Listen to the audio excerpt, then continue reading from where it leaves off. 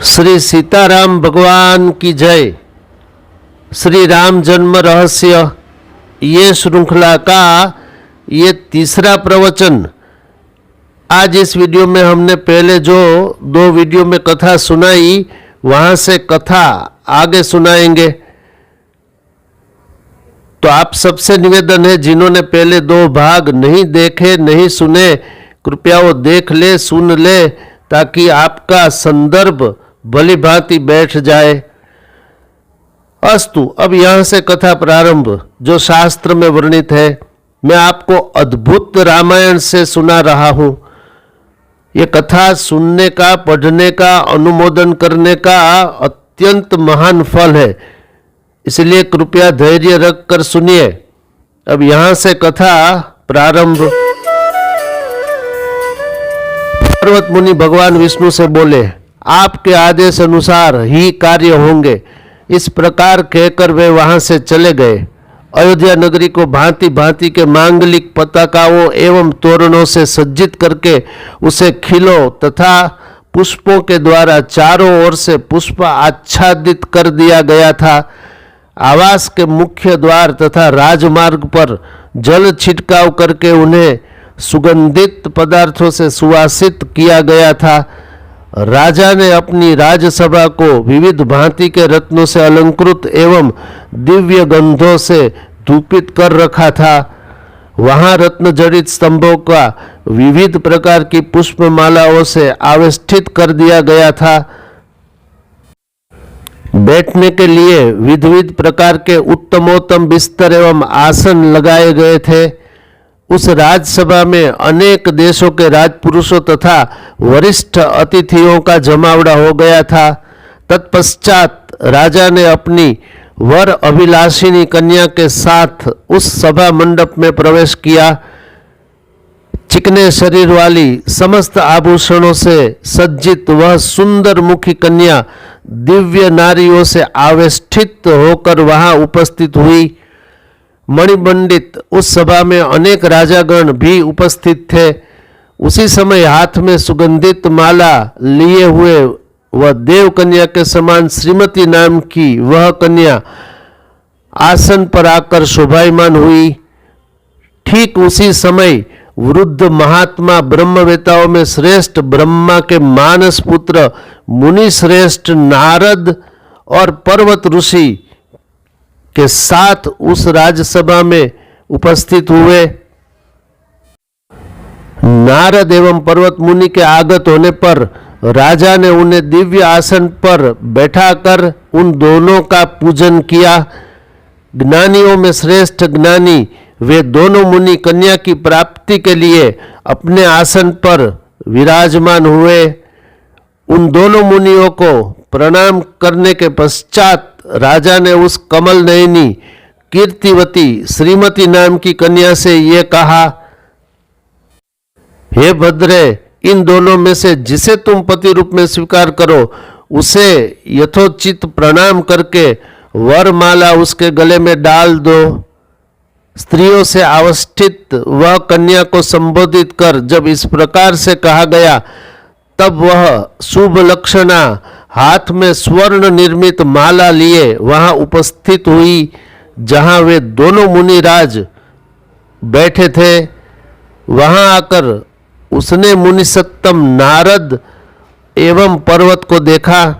तब उन ऋषियों के वानर आकृति को देखकर वह कन्या भय एवं हास्य भावा से युक्त होकर अपने स्थान पर उसी प्रकार ठिठक कर जड़वत रह गई, जिस प्रकार वायु से प्रबल झोंके से हिलते हुए अपने पत्तों के साथ केले का वृक्ष स्थिर भाव से खड़ा रहता है।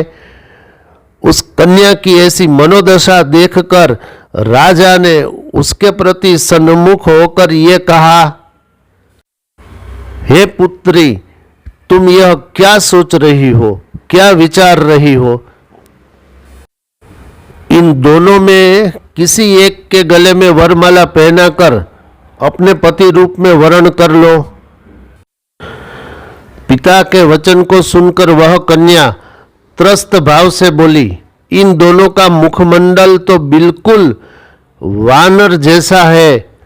इस स्थान में मैं तो न मुनिवर नारद को ही देख रही हूं और न ही पर्वत मुनि को। बजाय उनके स्थान पर मुझे एक 16 वर्षीय युवक दिखाई दे रहा है।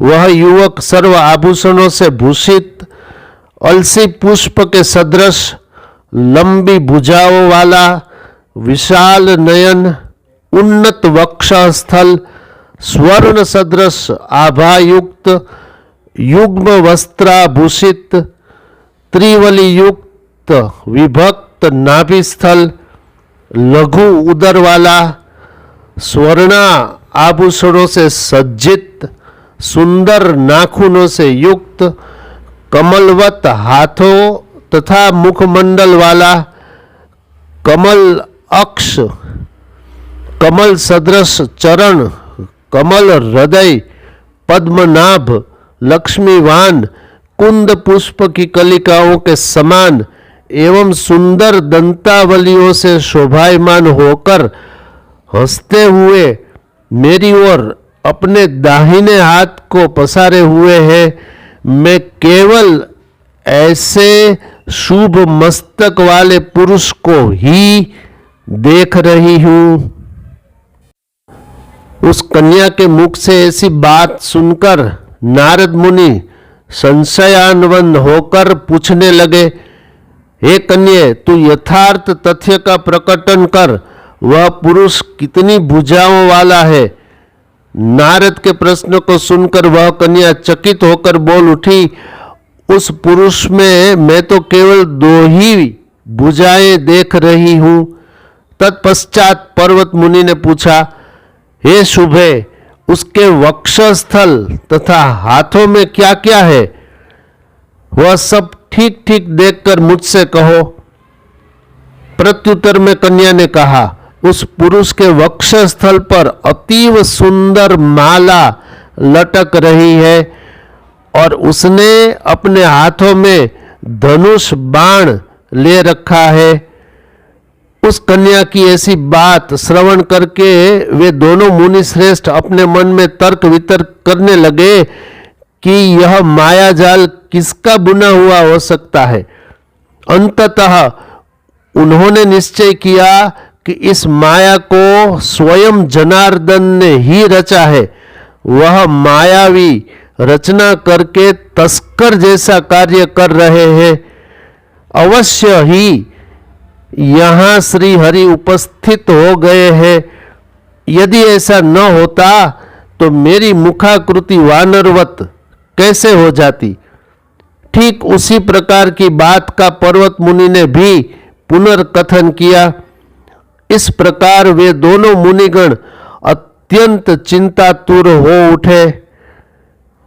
अस्तु, अब अगली कथा अगले वीडियो में जानेंगे।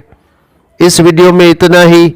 ऐसे ही धर्मयुक्त वीडियो को देखने के लिए आप देखते रहिए मोरे श्याम चैनल। इसे लाइक, शेयर, कमेंट्स और सब्सक्राइब अवश्य करिए।